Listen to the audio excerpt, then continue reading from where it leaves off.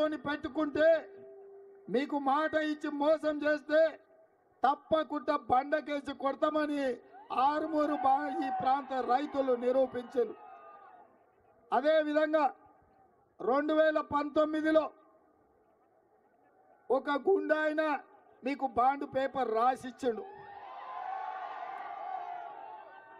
5 రోజుల్లో అధికారంలోకి వచ్చిన వెంటనే ఎంపీగా గెలిచిన 5 దినాలలో నిజామాబాద్ పసుపు రైతాంగానికి నిజామాబాద్కు పసుపు బోర్డు తెస్తా అని బాండ్ పేపర్ రాసి ఇవ్వడమే కాదు, రాజ్నాథ్ సింగ్ నాడు వీడికి పిలిపించి మీకు అందరికి మాట ఇప్పించండు.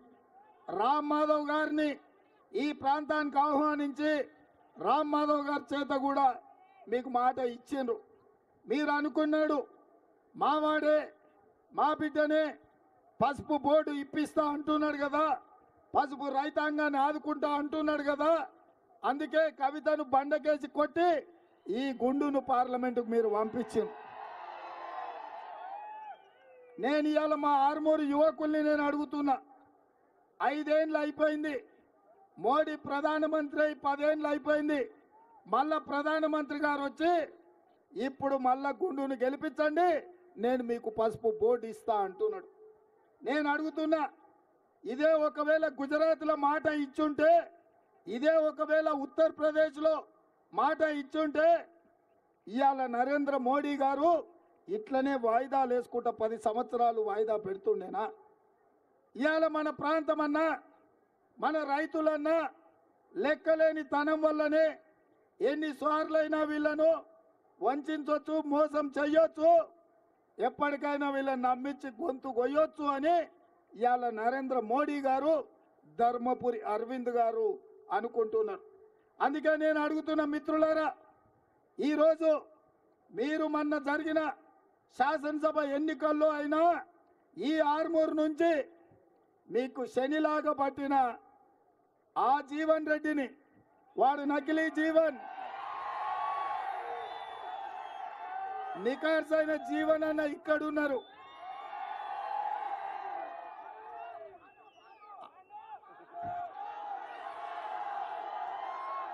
వదిలించుకోనికే ఇంకొక ఆయన తెచ్చుకున్నారు. ఇవాళ మీ పరిస్థితి పెన్నం మీద నుంచి పోయి పొయ్యిలో పడ్డట్టు అయింది. ఈడ కూడా అసెంబ్లీలో కాంగ్రెస్ను గెలిపించకుండా బీజేపీని గెలిపించారు. నేను అడుగుతున్న, మరి బీజేపీ నుంచి గెలిచి ఎమ్మెల్యే గారు 150 రోజులు అయ్యింది, మోడీ గారి నుంచి మీకు ఏమి తెచ్చిండో? చివరికి ఆర్మూరు మున్సిపాలిటీకి, ఇది అత్యంత ప్రాచీనమైన మున్సిపాలిటీ, ఎప్పుడో గ్రామ పంచాయతీ కట్టిన బిల్డింగ్లో మున్సిపల్ కార్యాలయం ఉన్నది. కనీసం ఆర్మూరు మున్సిపాలిటీకి మున్సిపల్ కార్యాలయంలో కూడా మోడీ నుంచి తేలేకపోయిందంటే మీరు ఎమ్మెల్యేకి వేసిన ఓట్లు శుద్ధ దండగైనాయా లేదా మీరు ఒక్కసారి ఆలోచన చెయ్యండి. ఇవాళ అందుకే నిజంగానే మీరు మొన్న నా మాట విని నా కండగా నిలబడి వినయ్ రెడ్డిని ఎమ్మెల్యేగా గెలిపించుంటే ఈ 150 రోజుల్లో మీ మున్సిపల్ కార్యాలయం నిర్మాణానికి 10-15 కోట్ల రూపాయలు పెద్ద లెక్క కాబోతుండే. ఇవాళ నేను పాత ఆర్మూరు నుంచి చూసుకుంటా, సుదలగుట్ట నుంచి మీ మొత్తం గ్రామం చూసుకుంటా ఇవాళ అంబేద్కర్ చౌరస్తాకు వచ్చిన, ఇది వెనుకబడలేదు, నాయకులు వెనుకబడేసిండ్రు.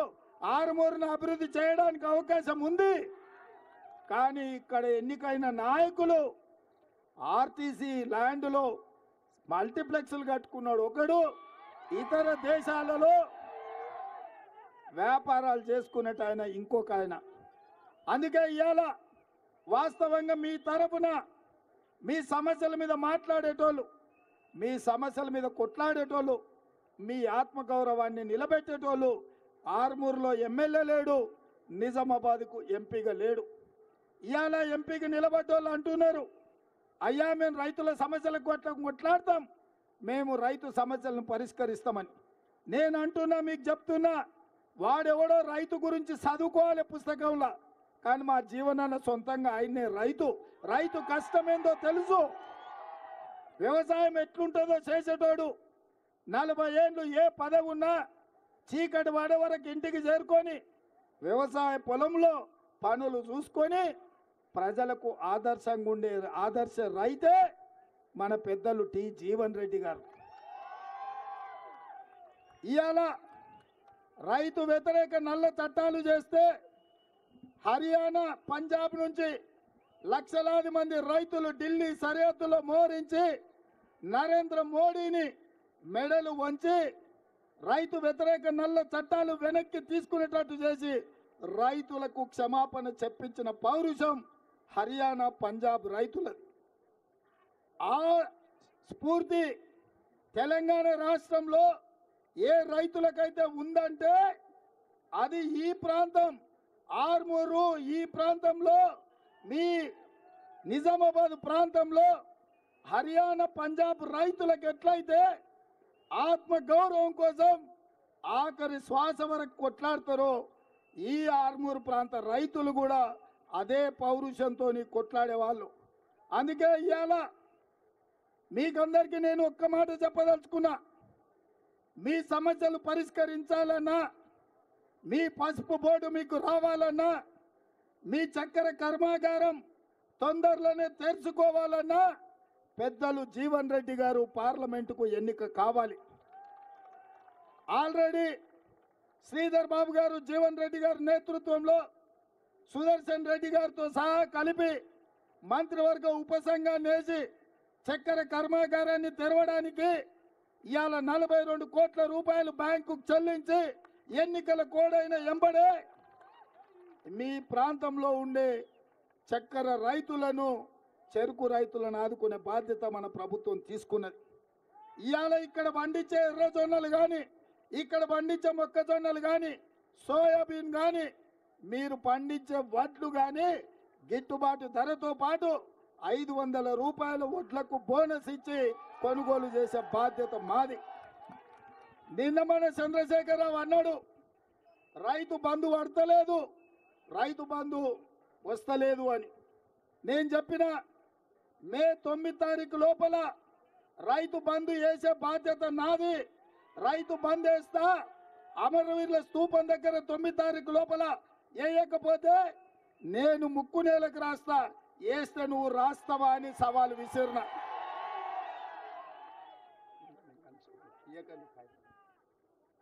ఇవాళ ఆ సవాలు విసిరి 9 తారీఖు కాదు 6 తారీఖు లోపలనే ఈ రాష్ట్రంలో ఉండే 69 లక్షల రైతులకు రైతు భరోసా పథకం కింద ఆఖరి రూపాయి వరకు 6 తారీఖు నాడే అందరి ఖాతాలు వేసిన.